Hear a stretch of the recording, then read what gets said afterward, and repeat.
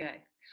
Hi, Sally. I'm from Queen Bee Styling, my good friend it's brilliant to be with you remotely and even if we're not face to face. Hello. Hi. So Sally, what we thought we would do is, which we discussed, which was to continue our vlogs in some form in terms of supporting ourselves and everyone out there in connecting with their sense of how they feel whilst they're working at home in terms of their clothes. And I couldn't think of anyone better to do it than Sally Smy. So one of the top subjects we wanted to talk about today, or Sally's going to share her top tips on and information on, is around online shopping, which I think can be a bit of a minefield, and you spend a lot of time doing it. So Sally, what are your thoughts today about, for Fashion Friday, online shopping, please? Well, just a few figures on online shopping, and this is obviously pre-shutdown when we're all going to be shopping online now. Apparently, we spend the UK alone wastes £641 million on items that we buy online that we don't actually end up returning. So that's a massive amount. And I know personally, because I look at lots of people's wardrobes, I don't think I've come across one wardrobe where I haven't found something that's been bought online and not worn because somebody can't be bothered to actually send it back. So I think online shopping is great, but like any other shopping, which you've probably heard me lecture people before, you do need to have a bit of a plan about what you're going to buy. So don't, we'll go through some tips now. Yeah, but, Sally, I love that. Just be considered. Because again, it's about mindful shopping. You know, we can't go out, we can't get to the post office we don't necessarily want delivery people picking up things up so often. So actually, mindfully shopping and learning some tips to buy online will be much more effective in the long run. So that's brilliant. Okay. Definitely. Go ahead, Sally. Thank you. Okay, so I'm just going to share 5 tips just to get you thinking about what you need online. And I have to say, this is a moment now where actually we're going through massive changes in our wardrobe. So I know personally what I need to do with my wardrobe is, because my wardrobe and most other people's wardrobes are completely set up for a different lifestyle that we haven't got now. So the first thing I'm going to do this week with my wardrobe is actually look at it and assess what I will be wearing over the coming weeks realistically, and just have that in my wardrobe. So I already know that I'm light on things like casual tops and t-shirts. So that's something that once you know it, will be in your mind. So that leads me on to the first. That's great, Sally. So with that in mind, is actually getting clear on what you potentially need. So having a look first, thinking about how you're going to potentially be dressing, and then you've got a clear kind of plan on what you might just need, as opposed to just kind of randomly browsing. Yes, that's exactly what you need to do. So the first tip is know what you are looking for. And I think especially in these changing times, just really be honest with yourself and have a look at what you've got to wear and what you're going to wear, because and I'm in this situation too. I have got a lot of stuff that I'm not going to be wearing over the coming weeks, and I need to replace that with stuff. But also I don't want to replace it with stuff that I'm just going to wear casually. I don't want to spend loads of money on stuff that hopefully in a few months' time I won't wear. I want to make considered buys of items that will serve me now, that I feel good in, that I will actually then wear again. So I think those are the things that people need to consider. So just have a good look at your wardrobe now, I would say. I love that, Sally, because it makes you think about it, makes a plan, and also more thoughtful about shopping. But also one of the things I always come back to when I talk to you on our vlogs and we connect on this is a big thing for me around Beyond the School Run is about connecting with yourself, and one of those things is connecting with your own style. So kind of spending some time thinking about what really works for you, and probably the best people to guide you on that is sometimes the people that your family, to give you honest advice as to what looks good and what doesn't. But being really honest about because that is what you will keep those items, and they will stay with you forever if they're your kind of natural style. Yes, yeah. I mean, in these strange times, what we don't want to be doing is spending a huge amount of money on a wardrobe that will become obsolete. I think we need to be considered. And I've had lots of different conversations with people over the past week or so, and everyone's quite different. I have people that work in quite a corporate environment that now find themselves at home and their wardrobe's completely changed, but equally they don't want to really be casual. They want to find some sort of middle ground between having what they see as a smart uniform and almost like a persona that they can then sit down at their office and work with. So I think it's important to, there isn't just a one size fits all working from home wardrobe. It's more about understanding you, and if you want to have elements of something that's quite smart in your wardrobe but equally quite comfortable, then you need to find those elements to work that. And I think, I know we're talking about online shopping specifically today, so I don't want to go off and talk about that, but that is something that I will be addressing, and we can address, looking at the different elements of different wardrobes and what each person needs their wardrobe to do for them, even when working from home. We've got so much to share, Sally, because I just think this I feel like I want an amazing so much information out there and try to be considered. And this online shopping, I just, you shared a few of the tips with me earlier, and I just think it's so important because it will just save us time, it will save us money, what are the tips, Sally, please? Because so the first tip, as I said, is know what you're looking for. The second tip is to set yourself a budget. As we all know, it's very easy to clicks, doesn't usually mentally necessarily equate to money going out of our account quite quickly, and I think you need to be aware of that. So definitely set yourself a budget when you sit down at the computer and stick to it. That way it will stop sort of frivolous sort of mistake buys that you don't necessarily need, and then you can really focus on what you do need. The third tip is to set yourself a time limit. I know that sounds awful, but how often do we get sucked into looking at random things on websites, or stuff for the kids or stuff for the home, or stuff we don't need? So I think it comes back to really focusing on what you need, and definitely set yourself a time limit, because I think the internet is vast. You can keep searching and searching and searching for things, but I think you need to narrow it down and focus so that you you can make decisions and be successful in your shop, and where to look.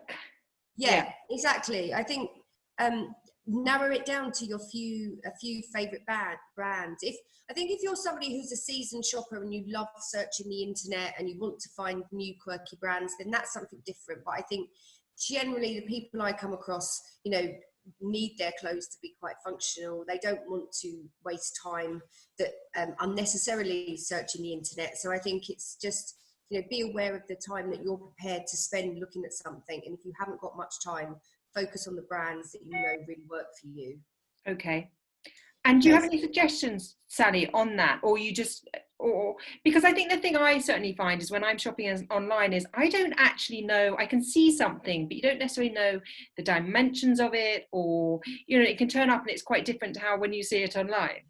Yes, there isn't a hard and fast rule, because I've bought things online that have been nothing like it, but generally what I would say is, with regards to fit, my fourth point was to check the fit of the garment. So I wouldn't use the internet, especially in this instance when we all have to shop on the internet. It's likely if you are shopping on the internet, it'll be stuff that you actually need. I would say now is not the time to experiment with new brands. Stick to the ones that you know. But within that, each brand has a size guide. So you will be able to see what they say is a UK size 10, 12, 14, 16. And then I know this is a bit of a faff, but if you could be aware of your measurements. So not all your measurements, but something like your waist, your bust, your hip, and also your inside leg is quite a good one to know. And then generally you will be able to sort of pitch yourself into the right size that the retailer has given you online. So, because we know that a Topshop size 10 is nothing like an M&S No. size 10. You know, there's probably about 2 sizes difference. Yeah. So yeah, it's just to be aware of that. And I think if you've got a rough idea of your measurements, then that will help to cut down all the mistake buys and you know, stuff arriving that doesn't fit. Yeah, I think, Sally, that's really good advice. If you know that you're generally in gap a size 10, say, stick to those brands for the moment that you know, because you're not necessarily testing things out. So kind of stick to what you know, but and have a clear plan of what you need. Yes, yeah. Okay. And then my 5th tip is just to record all of your returns. So Yeah. I've had instances recently where one parcel went astray, another parcel, they just didn't process the return for about 6 weeks. So just make sure that that you've got a photo. So what I usually do is just photograph the garment and the returns document before it actually goes in the package, and then photograph the package. Because I think things do go astray, you know, sometimes it's just human error, you can't help it. So just make sure that you're covered from that point of view, that so that you can always get your money back. I think that's a really good point. So having a plan, being clear on already which brands, kind of what sizing and brands work for you, and and kind of returning to those, setting your budget, and then also monitoring what you've bought, and if you have returned anything, that you're getting the money back. It's really great advice, Sally. And I just feel like there's so much we could talk about, because I think also in terms of when you're working from home, it's so nice to also just feel yourself in terms of what you're wearing at every point in the day. I know we've touched on this when we did our very early vlogs, which the viewers can go back to on our YouTube channel, about making that connection with yourself through what you're wearing is a really key part of any day. And I know we talked about this when we had our kind of early years of the children. So maybe this is something we can talk about more in the future, Sally, with things that make you feel good, clothes that make you feel good. And there's so much for us to talk about. But this start with online shopping, I think, is really, really key. And I've learned a lot already, Sally. Thank you very much. There's another few points that I thought I might share, just to help people save money when they are doing it. And this doesn't necessarily apply to every single website that you might go on, but it's definitely worth a try to help save pennies when you are going online. So the first thing is just to put your stuff in a basket, and then to leave the basket, or to put it on a wish list if you're registered with that particular site, because what sometimes happen is they're called abandoned baskets, and if you have something in your basket and then you go off, sometimes retailers do offer you a discount to actually buy it. I've had it happen with sometimes more with homeware sites, but it can happen with fashion sites, especially since they are struggling at the moment, so they may well offer you an extra discount to make that purchase. Great. The second thing is just to check if there are any voucher codes online that you can maybe use for the retailers that you're interested in. Also look at cashback sites. There are some sites out there that will actually pay you to like give you cashback when you're spending money on them.